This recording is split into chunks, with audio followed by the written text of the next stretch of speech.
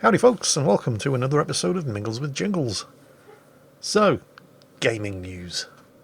I'm going to kick things off with a question. Who here has heard of Mixer? Or perhaps I should be asking, who has not heard of Mixer? Because I can put my hand up, at least a couple of days ago I would have been able to put my hand up and say I had never heard of Mixer. In fact, let's modify the question yet again. Up until a couple of days ago, who here had never heard of Mixer? Because, bing, that's me. I suspect there's probably quite a few of you out there as well. Mixer is apparently Microsoft's Twitch competitor. It's a streaming platform. Yep, it's a Twitch competitor. Yeah, I know, Twitch competitors come and go, but this one's backed by Microsoft. Let me ask you another question. Who here, up until a couple of days ago, had never heard of TylerNinja Blevins? Yeah, I'd never heard of him either, but apparently he's a bit of a big deal because he's just signed an exclusive contract with Mixer and he's left Twitch. Apparently, he's the biggest Fortnite streamer in the world, which probably explains why I'd never heard of him, because I just don't care about Fortnite. But millions of people do, and apparently this was quite a coup for Microsoft, getting this guy to... He even did a fake press conference on his Twitter account to announce the fact that he was leaving Twitch for an exclusive deal with Mixer. Now, obviously nobody knows how long his contract with Mixer is or how much it's worth, but according to PC Gamer, in March 2018, this guy was pulling in $500,000 a month playing Fortnite on Twitch. So, I mean, apparently his numbers have dropped off significantly since then, but still, that is a lot of crinkly green drinking vouchers in his pocket every month. And if Microsoft were going to tempt him away from Twitch to effectively be the face of Mixer, I mean, he's not just moving to Mixer, he's basically becoming their spokesman. He's doing campaigns for them. They're going to be making it worth his while. And he was earning $500,000 a month on Twitch. And I'd never heard of him. It's amazing what flies under my radar. Well, it's probably not that surprising. Like I said, I have zero interest in Fortnite or any games like that. In fact, I tend to watch games that I play. So, World of Tanks, I watch Quickie Baby and Circumflexes. World of Warships, I watch Flamu, because I think he's hilarious. I watch Flambass. I like watching Isolate, because I think he's really chilled out. I also like watching Mr. McCavity. And if they play things other than World of Tanks or World of Warships, I tend to watch whatever it is they're playing just because I like them as people. I find them relaxing to watch or amusing to watch and listen to. But I don't think I've ever seen any of them play Fortnite. And if I did tune in and they were playing Fortnite one day, I would probably switch channel and find somebody else to watch. I think the closest that we ever came to it was watching Circumflexes play Overwatch a couple of times. So it's probably not really that great a surprise that I'd never heard of I'd heard of Fortnite, but I'd never heard of Mixer, and I'd never heard of this Ninja guy, apparently the world's biggest live streamer, switching to Mixer and ditching Twitch. So why am I bringing all of this to your attention, assuming you didn't already know about it? Well, it's competition. It's competition for Twitch, and it's big money competition for Twitch. It's the kind of competition that is probably not going to go away. Microsoft, after all, are the people behind Mixer, and they've just poached the biggest live streamer on Twitch.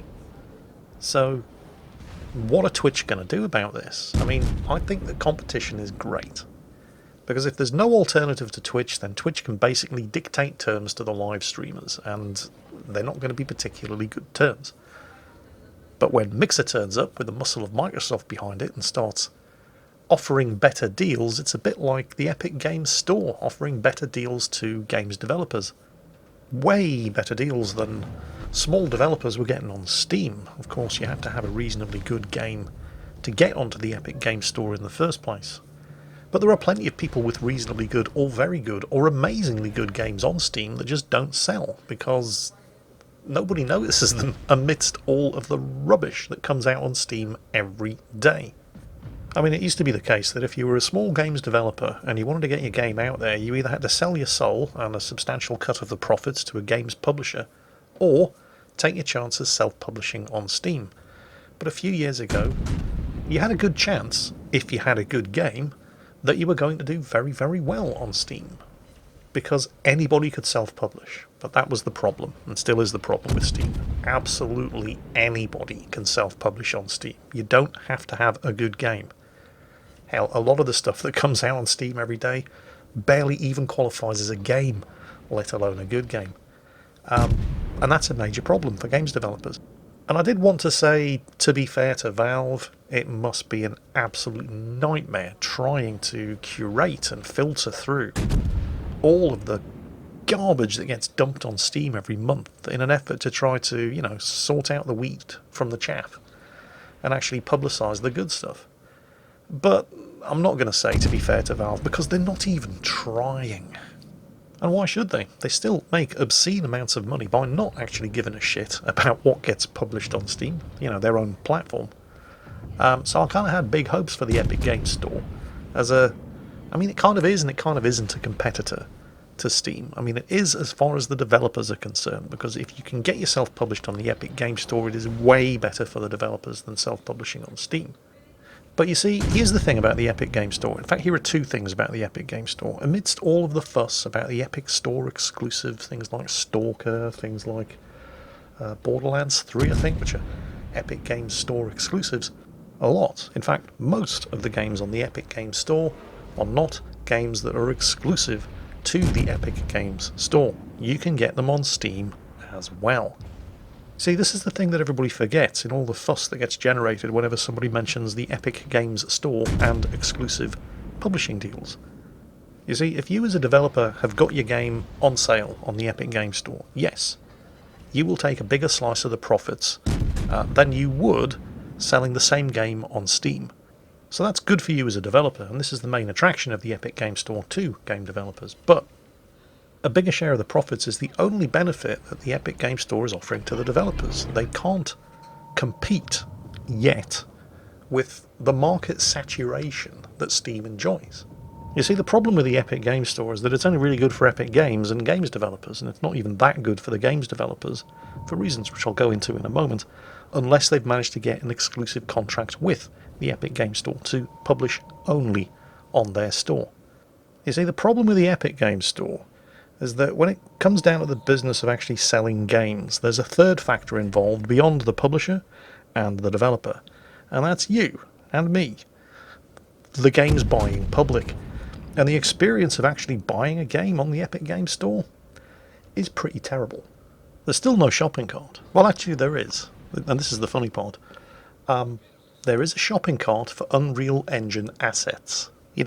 Things that you use to make games, but there's no shopping cart for the actual games that people might decide to make with the Unreal Engine.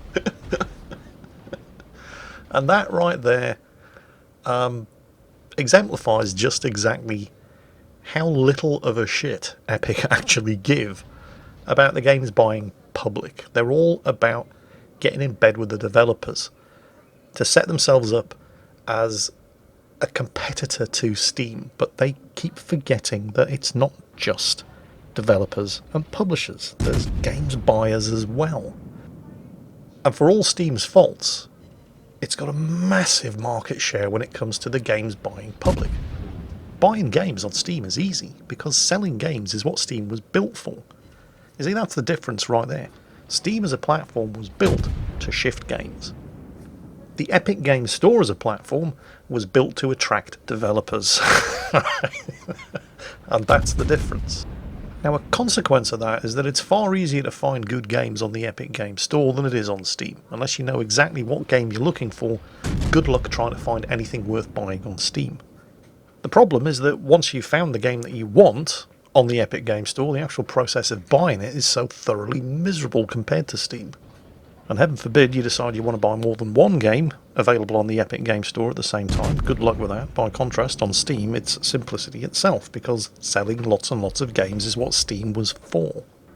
So if you are a games developer and you've managed to get your game listed on the Epic Games Store, but you're not a massive developer, you're not Gearbox, you haven't been headhunted by Epic and offered an exclusive megabucks deal to publish Borderlands 3 exclusively on the Epic Store, but you have managed to at least get your game. It's a good enough game, and Epic like the look of it, and yeah, they'll offer you a deal.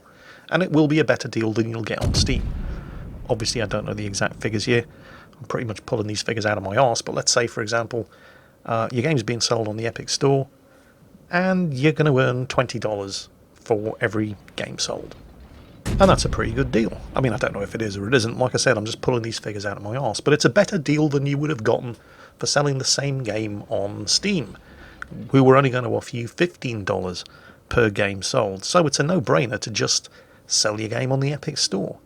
Well, yeah, unfortunately, the slice of the pie isn't the only factor. How big of the slice that you're getting isn't the only factor. The size of the overall pie is a fairly major factor as well. You may only sell 10,000 copies of your game on Epic, but you might sell 100,000 copies of your game on Steam. So even if you're only getting $15 per game sold on Steam, you're still making a lot more money on Steam than you are on the Epic Store. So it's probably not really surprising in that respect that the majority of the games that you can get on the Epic Games Store are not exclusive to the Epic Games Store, because what developer in their right mind, unless they could get the exclusive contract, in which case Epic would have to make it worth their while to not sell on Steam, the majority are also selling on Steam as well. So on that level, Epic haven't really succeeded in making their store a serious competitor yet to Steam. Mixer, on the other hand, does seem to be a fairly solid competitor to Twitch in the way that the Epic Games Store isn't really a solid competitor to Steam. Like Epic, Mixer are throwing money at the big names in order to get them to jump ship and sign exclusive contracts, but unlike Epic, they've remembered that it's also fairly important to make it quite pleasant and accessible to watch the big names. And this can only really be good for we the consumers, as well as the streamers themselves, because Twitch now has an actual serious solid competitor, so unless Twitch wants more people to jump ship and set up shop exclusively on Mixer, Twitch are going to have to start offering a better deal to the streamers and a better service to us the viewers. I mean, we've all been there when Twitch are running a League of Legends tournament. Everything else just kind of dies. Right, the standard of the service has been somewhat questionable over the course of the last few years. But they've been able to get away with it because, well, what was the alternative? I mean, there was no competitor. Well, now there is. So what is Twitch's reaction to the news that this ninja person, the world's biggest live streamer, has jumped ship to Mixer? Are they offering better deals to their streaming partners, the people that we like to watch playing games on Twitch? Are they investing in their infrastructure to make the actual viewing experience more pleasant for us, the viewers? No, they're not doing any of that, or at least they're not yet. But they have responded. This ninja guy, world's biggest live streamer, apparently the one who's sparked this whole controversy by jumping ship to Mixer and signing an exclusive contract with them, Twitch have removed his Twitch verified status. And that, so far, is the level of their response to this potential problem. So why do I care anyway? Well, I don't really. I mean, you might. It depends on the kind of games that you watch. But most of the people that I watch on Twitch, they're people that play World of Warships or World of Tanks. And right now, just after 9 PM on a Sunday evening, on Twitch, there are 11.1 thousand people watching World of Tanks, and roughly half of those are watching Quickie Baby. And there are 83 people watching World of Tanks console.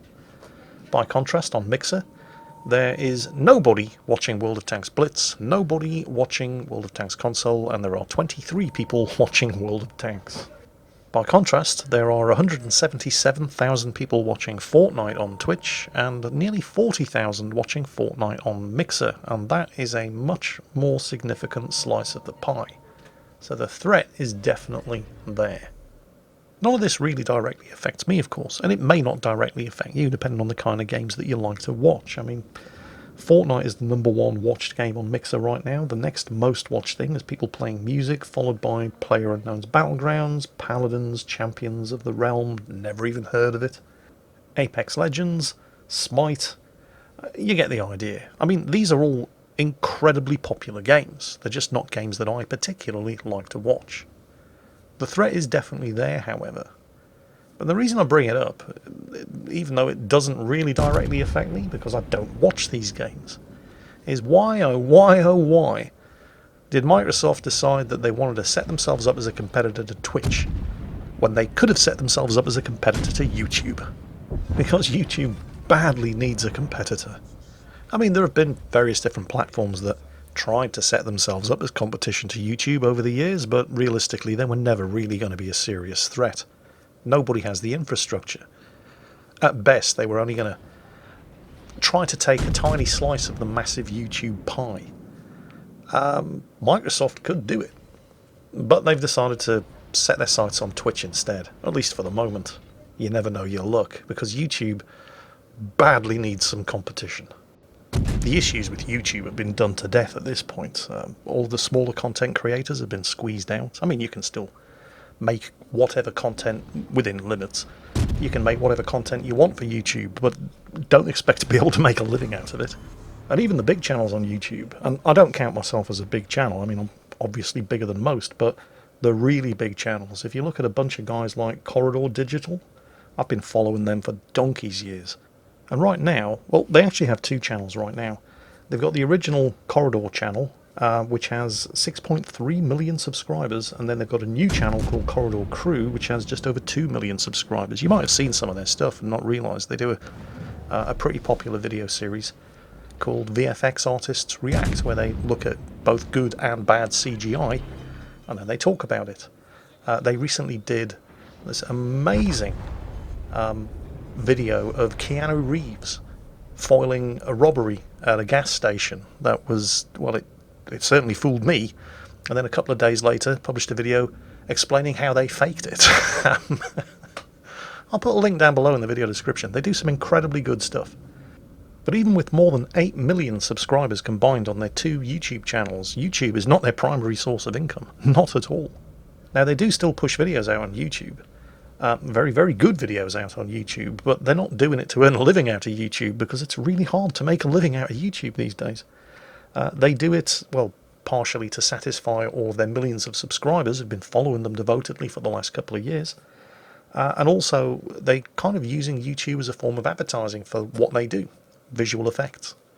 So you've got a bunch of guys who've been pushing videos out on YouTube for the best part of 10 years. They've got more than 8 million subscribers, but they don't make a living out of YouTube.